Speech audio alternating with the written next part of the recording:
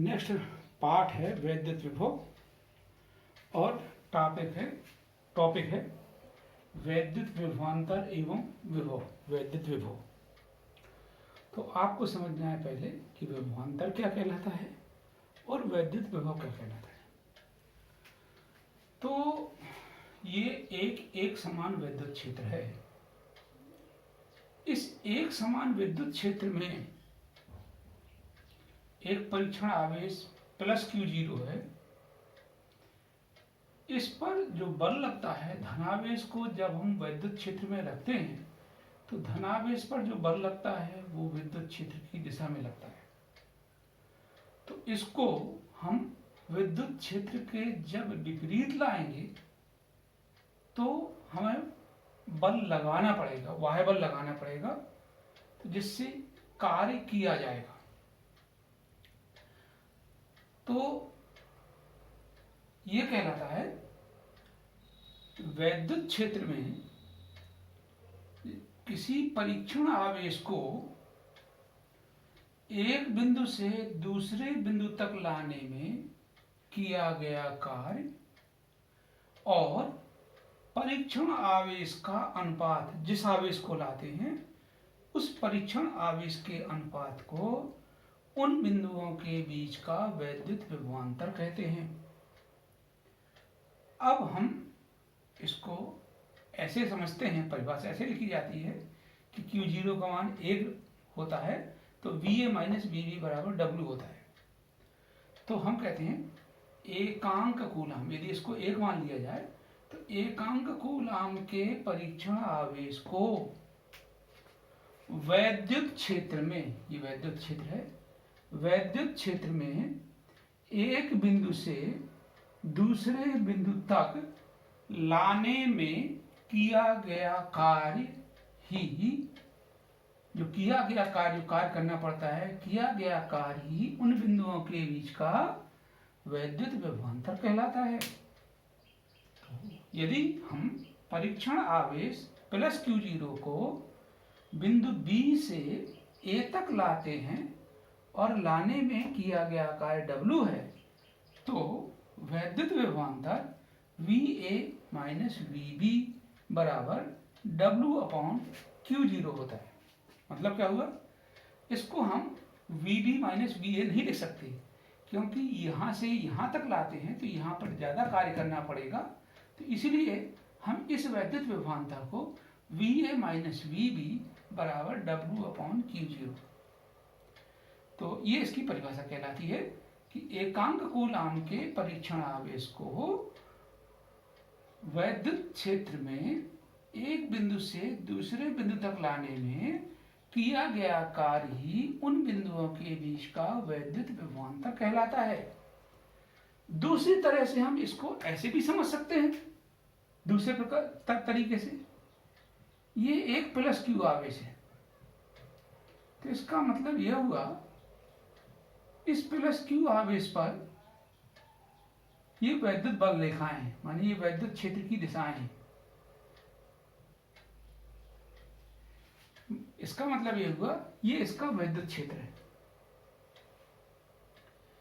तो इसमें भी हम उसी तरह से परीक्षण आवेश को, परीक्षण आवेश प्लस Q0 है, इसको वैद्युत क्षेत्र के विपरीत एक बिंदु से दूसरे बिंदु तक लाने में किया गया कार्य और परीक्षण आवेश का अनुपात वैद्युत विभवांतर कहलाता है। इस तरह से ये वैद्युत विभवांतर की परिभाषा होती है कि एकांक कूलाम के परीक्षण आवेश को, ये एकांक कूलाम का परीक्षण आवेश है, ये वैद्युत क्षेत्र है, एक बिंदु से दूसरे बिंदु तक लाते हैं तो इसको प्रतिकर्षण बल के विरुद्ध कार्य करना पड़ता है क्योंकि वैद्युत बल इधर की ओर लगेगा तो किया गया कार्य ही उन बिंदुओं के बीच का वैद्युत विभवांतर कहलाता है। तो यदि परीक्षण आवेश प्लस Q0 है, इसको एक बिंदु से दूसरे बिंदु तक लाने में किया गया कार्य W है तो ये हो जाएगा VA माइनस VB बराबर W अपॉन Q0।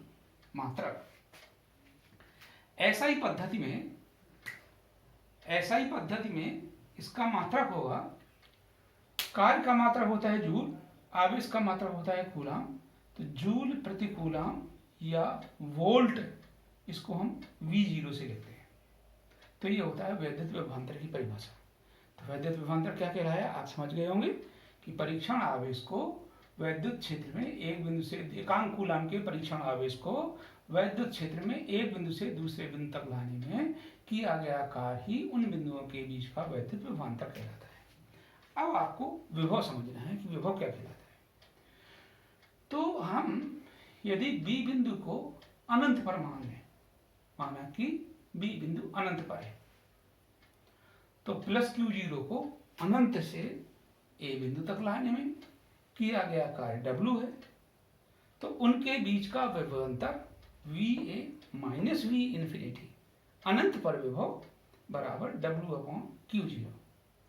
अनंत पर विभव शून्य होता है, इसलिए VA बराबर हो जाएगा W/Q0।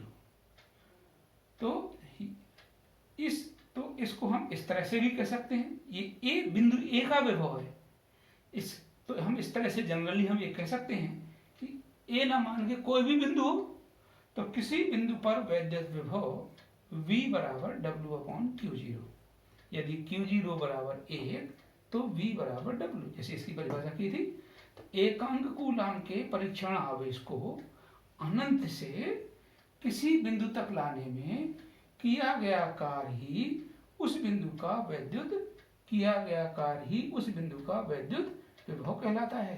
तो Q0 बराबर 1 मानेंगे तो V बराबर W हो जाएगा। तो इसका मतलब ये हुआ, एकांक कूलाम के परीक्षण आवेश को अनंत से वैद्युत क्षेत्र के अंदर किसी बिंदु तक लाने में किया गया कार्य ही उस बिंदु का वैद्युत विभव कहलाता है। अब मैं जानकारी के लिए आपको ये दो टॉपिक समझाता हूं। एक पहला टॉपिक है वैद्युत विभव का भौतिक महत्व। वैद्युत विभव का भौतिक महत्व क्या है?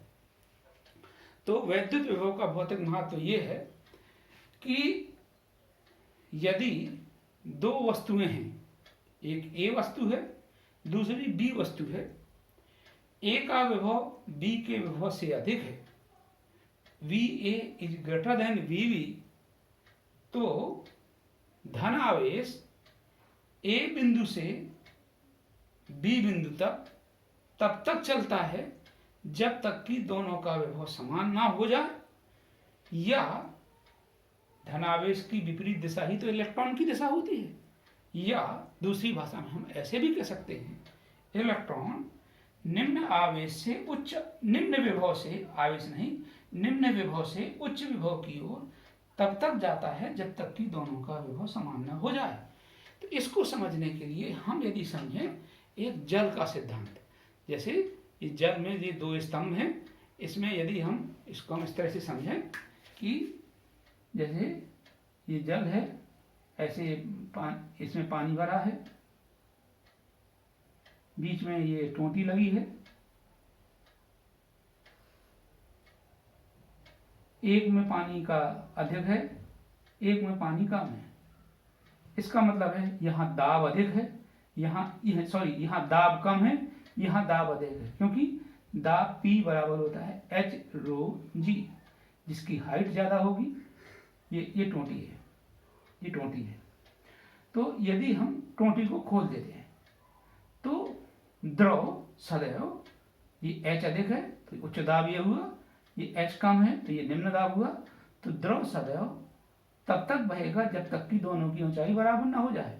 दोनों की ऊंचाई बराबर ना हो जाए का मतलब दोनों का दाब समान ना हो जाए। तो इसका मतलब ये हुआ कि जब हम इसको द्रव को आपस में मिला देते हैं तो द्रव सदैव उच्च दाब से निम्न दाब की ओर तब तक बहता है जब तक कि दोनों का दाब समान ना हो जाए।